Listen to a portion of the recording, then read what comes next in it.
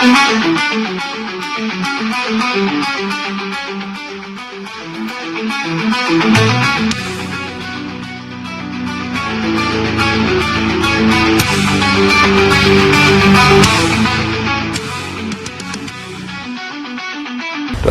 TV, ಅಡೆತಡೆ ಇಲ್ಲದ ಪ್ರಜಾದಾರಿ. ನಮಸ್ಕಾರ ವೀಕ್ಷಕರೇ, ನಾನು ನಿಮ್ಮ ಪ್ರೀತಿಯ ರಾಜಧಾನಿ ಶ್ರೀನಿವಾಸ್. ನೀವು ನೋಡ್ತಿದ್ದೀರಿ ರಾಜಧಾನಿ ಟಿವಿ. ರಾಜಧಾನಿ ಟಿವಿನ ಲೈಕ್ ಮಾಡಿ, ಶೇರ್ ಮಾಡಿ, ಹಾಗೆ ಸಬ್ಸ್ಕ್ರೈಬ್ ಮಾಡಿ. ಇವತ್ತಿನ ಮುಖ್ಯಾಂಶಗಳಿಗೆ, ಇವತ್ತಿನ ಸುದ್ದಿ ವಿಚಾರಗಳಿಗೆ ನಿಮಗೆಲ್ಲರಿಗೂ ಸ್ವಾಗತವನ್ನು ಕೋರ್ತೇನೆ. ಇವತ್ತು ಎಂದಿನಂತೆ ಎಲ್ಲ ಸುದ್ದಿ ಮಾಧ್ಯಮಗಳಲ್ಲೂ ಒಂದೇ ಸುದ್ದಿ ಸದ್ದು ಮಾಡ್ತಾ ಇದೆ.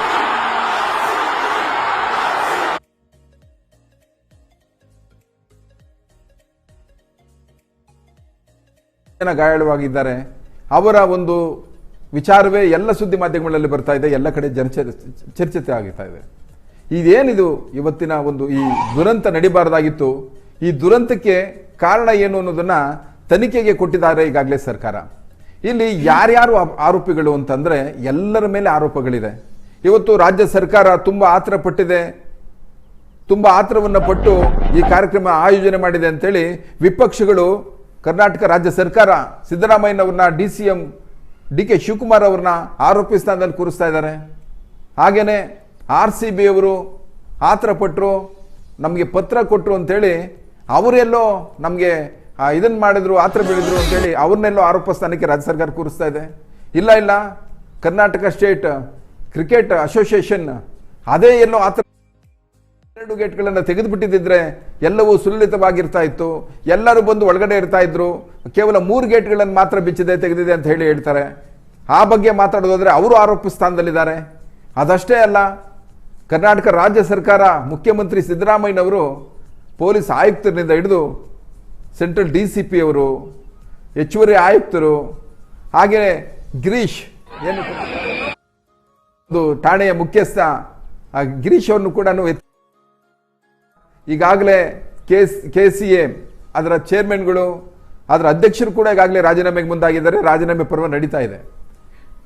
ಇಲ್ಲಿ ಈ COD ತನಿಖೆನೂ ಶುರುವಾಗಿದೆ, ಎಲ್ಲ ನಡೀತಾ ಇದೆ. ಒಟ್ಟಾರೆ ಇಲ್ಲಿ ಏನು ನಡೀತಾ ಇದೆ ಚಿತ್ರಣ, ಆ ತೀರುವುದಂತ 11 ಜನ ಏನು ಮೃತರಿದ್ದಾರೆ, ಆ ಸಂತ್ರಸ್ತ ಕುಟುಂಬಕ್ಕೆ ನಮ್ಮ ರಾಜಧಾನಿ ವಾಹಿನಿ ಮತ್ತು ನಮ್ಮ ಸಮಸ್ತ ವೀಕ್ಷಕರ ಪರವಾಗಿ ನಾನು ಅವರಿಗೆ ವಿಷಾದ ಮತ್ತು ಆ ಆತ್ಮಗಳಿಗೆ ಶಾಂತಿ ಸಿಗಲಿ ಅಂತ ಅವರಿಗೆ ಒಂದು ಶ್ರದ್ಧಾಂಜಲಿಯನ್ನು ಕೋರ್ತೇನೆ. ಯಾಕೆಂತಂದರೆ ಅವರೆಲ್ಲ ನಮ್ಮ ಮನೆಯ ಮಕ್ಕಳು, ಅವರೆಲ್ಲರೂ ಕನಸಿನ ಹಿಂದೆ ಹೋದವರು, ಆ ಕನಸಿನ ಬೆನ್ನತ್ತಿ ಹೋದವರು, ಖುಷಿಯನ್ನು ರಂಜಿಸೋದಕ್ಕೆ ಹೋದವರು. ಹಾಗಾಗಿ ಅವರೆಲ್ಲರಿಗೂ ಕೂಡ ನಾನು ಶಾಂತಿಯನ್ನು ಕೋರ್ತೇನೆ. ಬನ್ನಿ, ಒಂದು ಜಾಹೀರಾತಿನ ನಂತರ ನಾವು ಮತ್ತೆ ವಾಪಸ್ ಬರ್ತೇನೆ.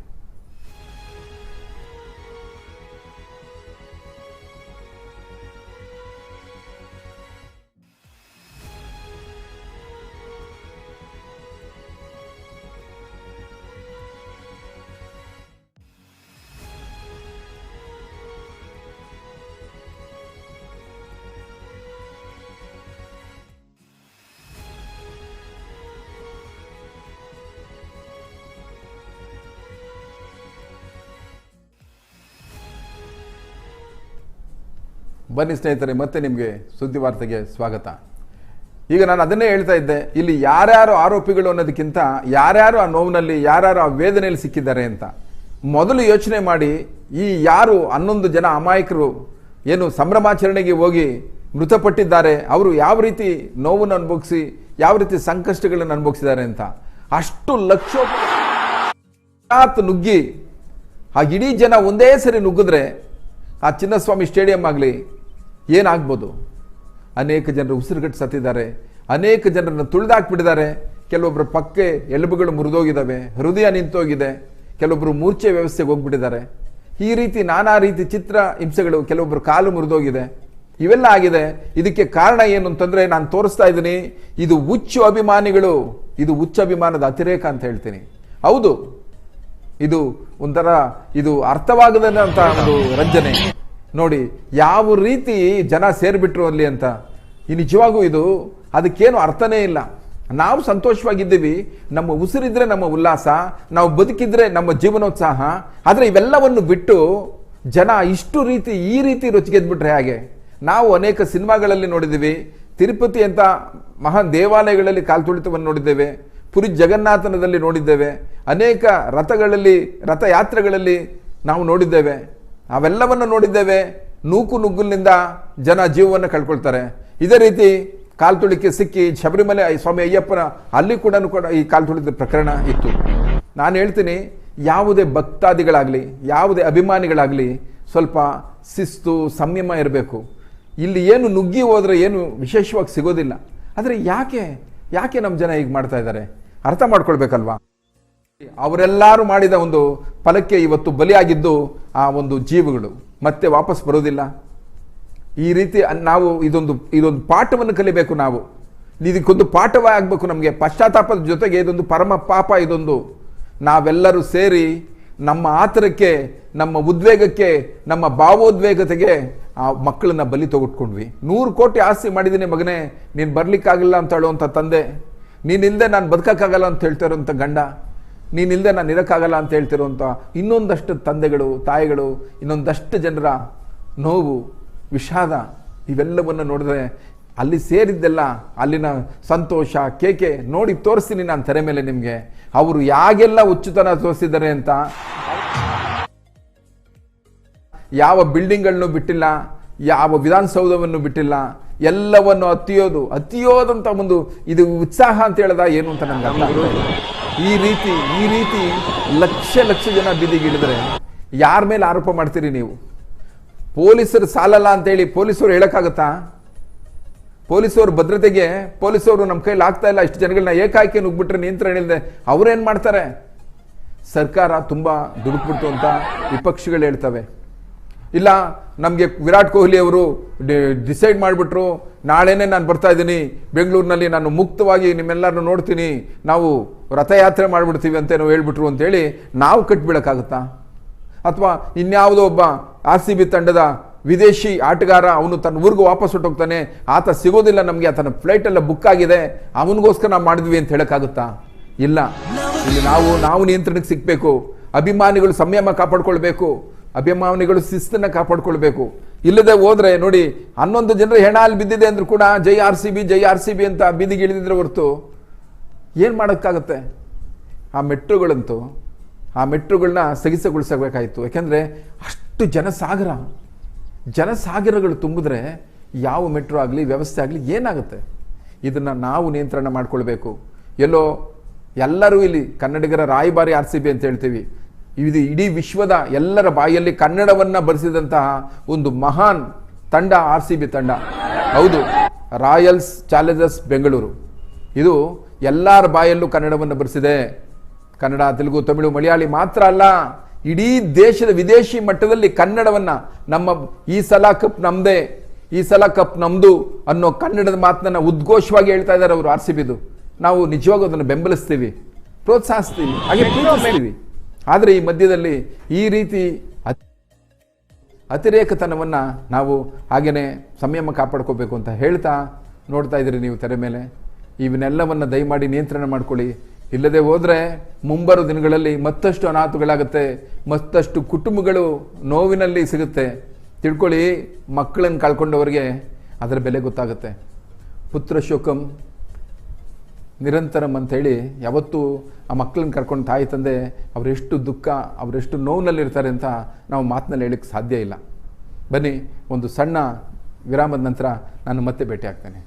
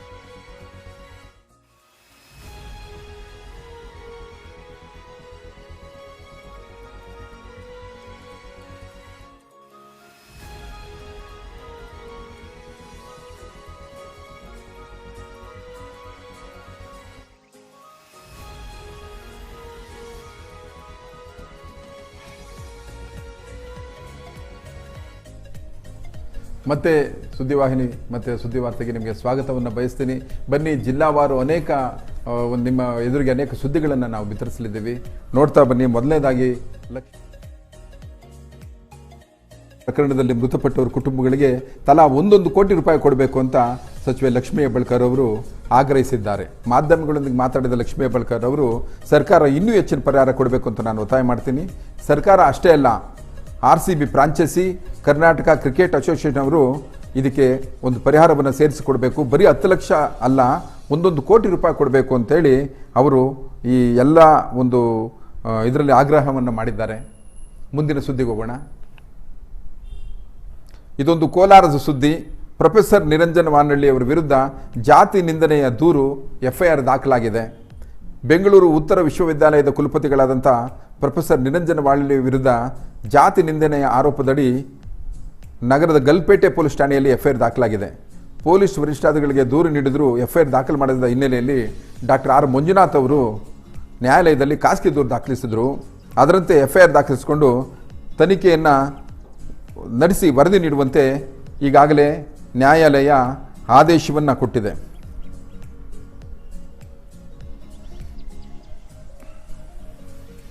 ಇದು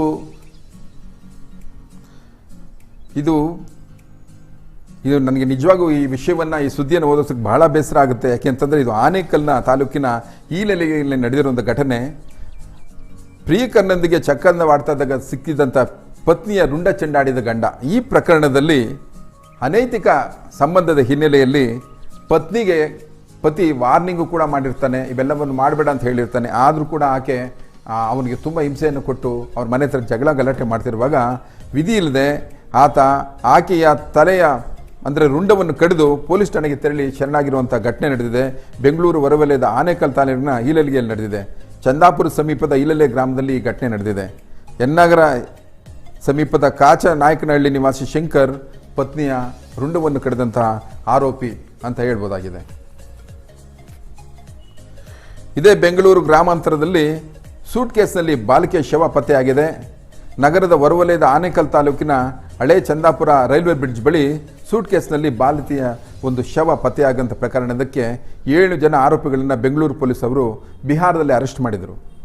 7ರಲ್ಲಿ 3 ವಿವರ ಲಭ್ಯವಾಗಿದ್ದು ಅವರನ್ನು ಆತೀಶ್ ಕುಮಾರ್, ಮುಖೇಶ್ ಹಾಗೂ ರಾಜಾರಾಮ್ ಮೋಹನ್ ಎಂದು ಗುರುತಿಸಲಾಗಿದೆ. ಆತೀಶ್ ಕುಮಾರ್ ವಿವಾಹಿತನಾಗಿದ್ದು ಆತನಿಗೆ 2 ಮಕ್ಕಳಿದ್ದಾರೆ ಅಂತ ಸಹ ಪೊಲೀಸರು ತಿಳಿಸಿದ್ದಾರೆ.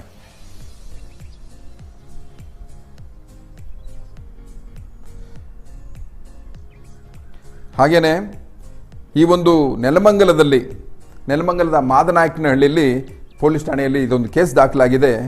ಯುವತಿಯೊಂದಿಗೆ ಕಂಪನಿಯ ಮಾಲೀಕ ಅಸಭ್ಯ ವರ್ತನೆ ಮಾಡಿದ ಆರೋಪದ ಮೇಲೆ ಕಂಪನಿಯ ಮಾಲೀಕ ಅವಿನಾಶ್ ಶಶಿಕಾಂತ್ ಶಾ ವಿರುದ್ಧ ಮಾದನಾಯಕನಹಳ್ಳಿ ಪೊಲೀಸ್ ಠಾಣೆಯಲ್ಲಿ ದೂರು ದಾಖಲಾಗಿದೆ. ಅಂಜನಾನಗರದ ಚೇತನ ಪ್ಯಾಕೇಜಿಂಗ್ ಕಂಪನಿಯಲ್ಲಿ ಅಕೌಂಟೆಂಟ್ ಆಗಿ ಕೆಲಸ ಮಾಡ್ತಿದ್ದ ಯುವತಿಗೆ ಆ ಕಂಪನಿಯ ಮಾಲೀಕ ಅವಿನಾಶ್ ಶಶಿಕಾಂತ್ ಶಾ ಅವರು ಅಸಭ್ಯ ವರ್ತನೆ ಮತ್ತು ಬಲವಂತವಾಗಿ ಅತ್ಯಾಚಾರ ಕೃತ್ಯಕ್ಕೆ ಯತ್ನಿಸಿದ ಆರೋಪದ ಮೇಲೆ ಮಾದನಾಯಕನಹಳ್ಳಿ ಠಾಣೆಯಲ್ಲಿ ದೂರು ದಾಖಲಾಗಿದೆ. ಇದು ಬಳ್ಳಾರಿಯ ಸುದ್ದಿ. ಬಿಸಿಲು ಜಾಸ್ತಿ ಇರೋದ್ರಿಂದ ಬಳ್ಳಾರಿಯಲ್ಲಿ ಹೆಲ್ಮೆಟ್ ಧರಿಸೋ ಅಗತ್ಯ ಇಲ್ಲ ಅಂತ ಜನರ ಭಾವನೆ ಇತ್ತು. ಆದರೆ ಹೆಲ್ಮೆಟ್ ಧರಿಸೋದ್ರಿಂದ ಯಾವುದೇ ಧರಿಸದೇ ಇರೋದ್ರೆ ಬಿಡೋದಿಲ್ಲ, ಹೆಲ್ಮೆಟ್ನ ಧರಿಸಲೇಬೇಕು ಕಡ್ಡಾಯವಾಗಿ. ಹೆಲ್ಮೆಟ್ ಧರಿಸುವುದರಿಂದ ಯಾವುದೇ ವಿನಾಯಿತಿ ಇಲ್ಲ ಅಂತ SP ಶೋಭಾರಾಣಿ ವಿಜಯ್ ಅವರು ಸ್ಪಷ್ಟಪಡಿಸಿದ್ದಾರೆ. ಇಂದು ಮಾಧ್ಯಮಗಳಿಗೆ ಹೇಳಿಕೆ ನೀಡಿದ ಅವರು, over speed, drunk and drive ಕಾರಣಗಳಿಂದ ಜಿಲ್ಲೆಯಲ್ಲಿ ಅಪಘಾತಗಳಾಗ್ತಾ ಇದೆ. ಆದ್ದರಿಂದ ಹೆಲ್ಮೆಟ್ ವಿತರಿಸುವ ಅದರ ಮಹತ್ವದ ಕುರಿತು ಜಾಗೃತಿ ಮೂಡಿಸಲಾಗ್ತಾ ಇದೆ ಅಂತ ಸಹ ಅವರು ಸಂಚಾರಿ ವಿಚಾರದಲ್ಲಿ ಒಂದು ಆಸಕ್ತಿಯನ್ನು ವಹಿಸಿ ಜನರಿಗೆ ಈ ಮಾತನ್ನು ಹೇಳಿದ್ದಾರೆ. ಇದು ನಿಜ ನತದೃಷ್ಟ. ಬಳ್ಳಾರಿಯ ವಿದ್ಯುತ್ ತಗುಲಿ ಲೈನ್ಮನ್ ಒಬ್ಬರು ಸತ್ತೋಗಿರುವಂಥ ಸುದ್ದಿ ಬರ್ತಾ ಇದೆ. ವಿದ್ಯುತ್ ಸಂಪರ್ಕ ನ್ಯೂನತೆ ಸರಿಪಡಿಸಲು ಹೋಗಿ ವಿದ್ಯುತ್ ಕಂಬವೇರಿದ್ದಂಥ ವ್ಯಕ್ತಿ ಏಕಾಏಕಿ ವಿದ್ಯುತ್ ಪ್ರವಹಿಸಿ ಜೆಸ್ಕಾಂ ಲೈನ್ಮನ್ ಮೃತಪಟ್ಟಿದ್ದಾರೆ. ಬಳ್ಳಾರಿಯ ಗಾಂಧಿನಗರದಲ್ಲಿ ನಡೆದ ಈ ಘಟನೆಯಲ್ಲಿ ನಾಗರಾಜ್ ಎಂಬುವರು ಮೃತಪಟ್ಟಿದ್ದಾರೆ. ಜೆಸ್ಕಾಂನ ಸೆಕ್ಷನ್ ಅಧಿಕಾರಿ ವೀರೇಶ್ ಎಂಬುವರ ವಿರುದ್ಧ ಗುರುವಾರ FIR ದಾಖಲಾಗಿದೆ. ಇದರ ಆಧಾರದಲ್ಲಿ ವೀರೇಶ್ ಅವರನ್ನು ಕರ್ತವ್ಯ ನಿರ್ಲಕ್ಷ್ಯದ ಆರೋಪದಡಿ ಈಗಾಗಲೇ ಅಮಾನತು ಮಾಡಲಾಗಿದೆ ಅಂತ ತಿಳಿದು ಬರ್ತಾ ಇದೆ.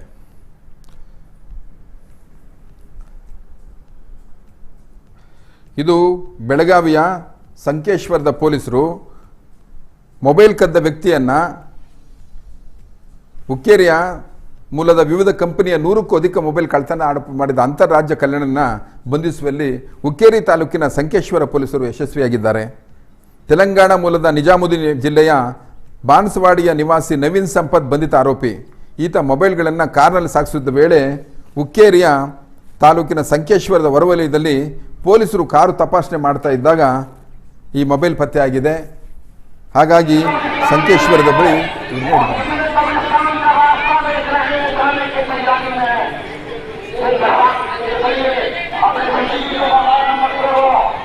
ರಾಮನಗರದಲ್ಲಿ ಸಂಭ್ರಮ ಸಡಗರದಿಂದ ಬಕ್ರೀದ್ ಆಚರಣೆಯನ್ನು ಮಾಡ್ತಾ ಇದ್ದಾರೆ.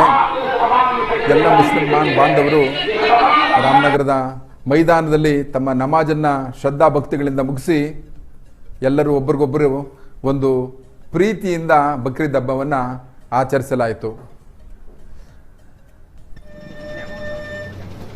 ಶಾಸಕ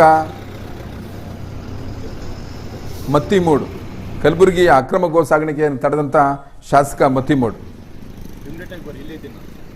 ಬಕ್ರೀದ್ ಹಿನ್ನೆಲೆಯಲ್ಲಿ ಅನೇಕ ಜಾನುವಾರುಗಳನ್ನು ಹಿಡಿದು ಕರೆದೋಗ್ತಾ ಇದ್ದ ಸಂದರ್ಭದಲ್ಲಿ ಅವರನ್ನು ತಡೆದು ಆ ಒಂದು ಗೋ ಸಾಗಾಣಿಕೆಯ ಯತ್ನವನ್ನು ನಿಲ್ಲಿಸಲಾಗಿದೆ. ಶಾಸಕ ಬಸವರಾಜ್ ಮತ್ತಿಮೂಡ್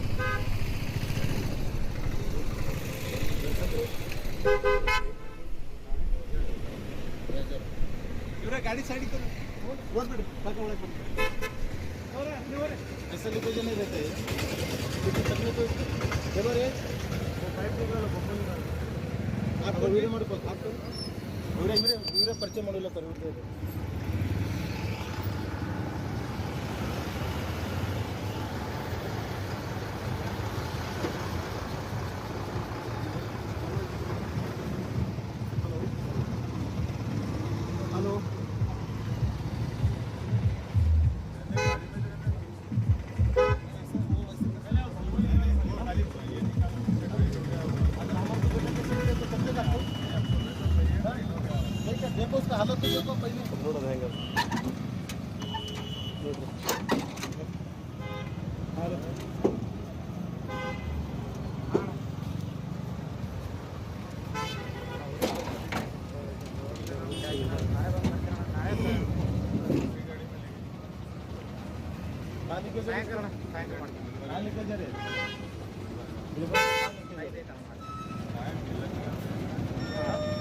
घर को लेके जा रहे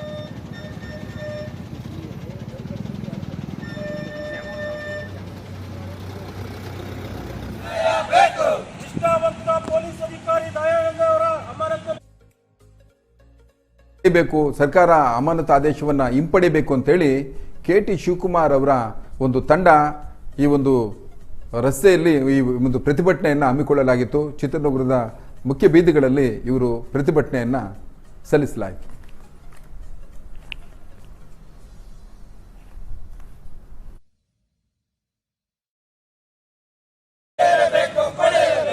ಯಾರಿಗಾಗಿ ಹೋರಾಟ? ಯಾರಿಗಾಗಿ ಹೋರಾಟ? ನಿಷ್ಠಾವಂತ ಪೊಲೀಸ್ ಅಧಿಕಾರಿಗಳ ಅಮಾನತನ್ನು ಹಿಂಪಡೆಯಲೇಬೇಕು, ಪಡೆಯಲೇಬೇಕು. ನಿಷ್ಠಾವಂತ ಪೊಲೀಸ್ ಅಧಿಕಾರಿಗಳ ಅಮಾನತನ್ನು ಹಿಂಪಡೆಯಲೇಬೇಕು, ಪಡೆಯಲೇಬೇಕು. ಸರ್ಕಾರಕ್ಕೆ ಸರ್ಕಾರ, ಕಾನೂನಂತೆ ಕಾನೂನು. 11 ಜನರನ್ನು ಬಲಿ ಪಡೆದ ಗೃಹ ಸಚಿವರಿಗೆ ಹೇಳಿ ಧಿಕ್ಕಾರ. ರಾಜ್ಯದ ಮುಖ್ಯಮಂತ್ರಿಗಳಿಗೆ ಹೇಳಿ ಧಿಕ್ಕಾರ. ನಿಷ್ಠಾವಂತ ಪೊಲೀಸ್ ಅಧಿಕಾರಿಗಳ ಅಮಾನತನ್ನು ಹಿಂಪಡೆಯಲೇಬೇಕು, ಪಡೆಯಲೇಬೇಕು. ನಿಷ್ಠಾವಂತ ಪೊಲೀಸ್ ಅಧಿಕಾರಿಗಳ ಅಮಾನತನ್ನು ಹಿಂಪಡೆಯಲೇಬೇಕು, ಪಡೆಯಲೇಬೇಕು. ಪೊಲೀಸರಿಗೆ ರಕ್ಷಣೆ ನೀಡಲೇಬೇಕು, ನೀಡಲೇಬೇಕು. ಬೇಕೇ ಬೇಕು. ಇನ್ನು ಭಾರತೀಯ ಜನತಾ ಪಕ್ಷದ ಒಂದು ಕೇಂದ್ರ ಕಚೇರಿಯಲ್ಲಿ ಇವತ್ತು ಶೋಭಾ ಕರಂದ್ಲಾಜೆ, ಸಂಸದೆ ಶೋಭಾ ಕರಂದ್ಲಾಜೆ ಅವರು ಸುದ್ದಿಗೋಷ್ಠಿಯನ್ನು ನಡೆಸಿ RCB ವಿಜಯೋತ್ಸವದ ವೇಳೆ ಕಾಲ್ತುಳಿತದಿಂದ ಸಂಭವಿಸಿದ ಸಾವು, ಅದರ ನೋವಿನ ನೇರ ಹೊಣೆಯನ್ನು ಸಿದ್ದರಾಮಯ್ಯ ಮತ್ತು DK ಶಿವಕುಮಾರ್ ಅವರೇ ಹೊರಬೇಕಾಗಿದೆ. ಅವರು ಅಧಿಕಾರಿಗಳ ಮೂತಿಗೆ ಒರೆಸದೆ ರಾಜೀನಾಮೆ ಕೊಡಬೇಕು ಅಂತ ಕೇಂದ್ರ ಸಚಿವರಾದಂಥ ಕುಮಾರಿ ಶೋಭಾ ಕರಂದ್ಲಾಜೆ ಅವರು ಆಗ್ರಹವನ್ನು ಮುಂದಿಟ್ಟಿದ್ದಾರೆ. ಮಲ್ಲೇಶ್ವರದ ಬಿಜೆಪಿ ರಾಜ್ಯ ಕಾರ್ಯಾಲಯದ ಜಗನ್ನಾಥ ಭವನದಲ್ಲಿ ಇಂದು ಪತ್ರಿಕಾಗೋಷ್ಠಿಯಲ್ಲಿ ಮಾತನಾಡಿದ ಅವರು, ಪ್ರಕರಣದ ಕುರಿತು ಹೈಕೋರ್ಟಿನ ಪ್ರಸಕ್ತ ನ್ಯಾಯಮೂರ್ತಿಯಿಂದ ತನಿಖೆ ನಡೆಸಬೇಕು. ಯಾರ ತಪ್ಪೆಂಬುದು ಹೊರಬರಲಿ ಎಂದು ಅಭಿಪ್ರಾಯಪಟ್ಟಿದ್ದಾರೆ. ಹೈಕೋರ್ಟ್ ಸ್ವಯಂ ಪ್ರೇರಿತವಾಗಿ ಈ ಪ್ರಕರಣದ ಕುರಿತು ಪ್ರಕರಣವನ್ನು ದಾಖಲಿಸಿಕೊಳ್ಬೇಕು, ನೀವು ಯಾವುದೇ ನಿರ್ಧಾರ ಮಾಡೋದು ಅದಕ್ಕೆ ನಾವು ಸದಾ ಸಿದ್ಧ ಎಂದು ಸರ್ಕಾರ ತಿಳಿಸಲಿ ಅಂತ ಕೂಡ ಅವರು ಸರ್ಕಾರಕ್ಕೆ ಸವಾಲನ್ನು ಎಸೆದಿದ್ದಾರೆ. ಬೆಂಗಳೂರಿನ ಪೊಲೀಸ್ ಕಮಿಷನರ್ ಅವರು ಸರ್ಕಾರದ ಅಂಗವೇ ಆಗಿದ್ದರೂ ಸರ್ಕಾರದ್ದೇನು ತಪ್ಪಿಲ್ಲವೆಂದಾದರೆ ಅವರನ್ನು ಅಮಾನತ್ ಮಾಡೋದು ಸರ್ಕಾರಕ್ಕೆ ಕಪ್ಪು ಚುಕ್ಕೆ ಅಂತ ಯಾಕೆ ಸರ್ಕಾರಕ್ಕೆ ಅನಿಸಲಿಲ್ಲ ಅಂತ ಅವರು ಸರ್ಕಾರವನ್ನು ತರಾಟೆಗೆ ತೆಗೆದುಕೊಂಡಿದ್ದಾರೆ. ಇವತ್ತು RCB ಅವರು ಇವತ್ತು ಮ್ಯಾನೇಜ್ಮೆಂಟ್ ಅವರು ತಂಡದವ್ರನ್ನ ಬಂಧಿಸಿದ್ದಾರೆ. ಯಾಕೆ ನಿಮ್ಮನ್ನು ಬದಿಸಬಾರ್ದು? ನಟ ಅಲ್ಲು ಅರ್ಜುನ್ ಕಾರ್ಯಕ್ರಮದಲ್ಲಿ ಒಬ್ಬರು ಸತ್ತಾಗ ಅಲ್ಲು ಅರ್ಜುನ್ ಅವರನ್ನು ಮನೆಯಿಂದ ಎಳ್ಕೊಂಡ್ಬಂದಿದ್ರು, ಅಲ್ಲಿಯೂ ಕಾಂಗ್ರೆಸ್ ಸರ್ಕಾರ ಇತ್ತು, ಅವರಂತ ಇಲ್ಲಿ ಯಾಕೆ ಆಗ್ತಾ ಇಲ್ಲ ಅಂತ ಎಲ್ಲ ಕೇಳ್ತಾ ಇದ್ದಾರೆ. ಎಲ್ಲದಕ್ಕೂ ಮುಕ್ತಿಸುವಂತ ನಿಮ್ಮ ಪಕ್ಷದ ಮುಖ್ಯಸ್ಥ ರಾಹುಲ್ ಗಾಂಧಿ ಅವರು ಈಗ ಎಲ್ಲಿದ್ದಾರೆ? ಸುರ್ಜೇವಾಲಾ ಎಲ್ಲಿದ್ದಾರಪ್ಪ ನೀವು ಅಂತ ಶೋಭಾ ಕರಂದ್ಲಾಜೆ ಅವರು ಪ್ರಶ್ನೆಯನ್ನ ಮಾಡಿದ್ದಾರೆ. ಪೋಷಕರ ಜೀವನೋತ್ಸಾಹ ಕಸಿದ ಈ ಸಾವು ರಾಜ್ಯದ ಪಾಲಿಗೆ ಶೋಕಾಚರಣೆ. ಇಂಥ ಸಂದರ್ಭದಲ್ಲಿ ಒಬ್ಬೊಬ್ಬರೇ ಮಕ್ಕಳನ್ನ ತಂದೆ ತಾಯಿ ಇಟ್ಕೊಂಡು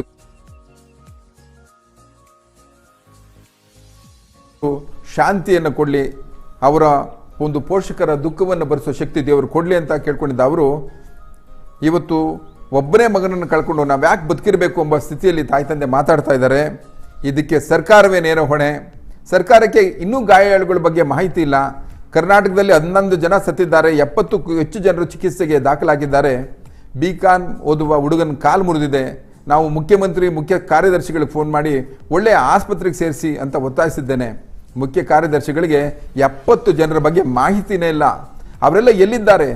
ಅದೆಲ್ಲವನ್ನು ಸರ್ಕಾರ ಯಾಕೆ ಮುಚ್ಚಾಗ್ತಾ ಇದೆ ಅಂತ ಆಕ್ಷೇಪವನ್ನು ವ್ಯಕ್ತಪಡಿಸಿದ ಸಂಸದೆ ಶೋಭಾ ಕರಂದ್ಲಾಜೆ ಅವರು, ವೈದೇಹಿ ಆಸ್ಪತ್ರೆಯಲ್ಲಿ ಗಾಯಾಳುಗಳ ಕುಟುಂಬವೇ ಬಿಲ್ ಕಟ್ತಾ ಇದೆ, ಸರ್ಕಾರ ತಾವು ಕೊಡೋದಾಗಿ ಹೇಳ್ತಿದ್ದೀರಿ, ಆದರೆ ಎಲ್ಲಿ ಕೊಡ್ತಿದ್ದೀರಿ, ಯಾವಾಗ ಕೊಡ್ತಿದ್ದೀರಿ ಅನ್ನೋ ಪ್ರಶ್ನೆಯನ್ನು ಸಹ ಮಾಡಿದ್ದಾರೆ.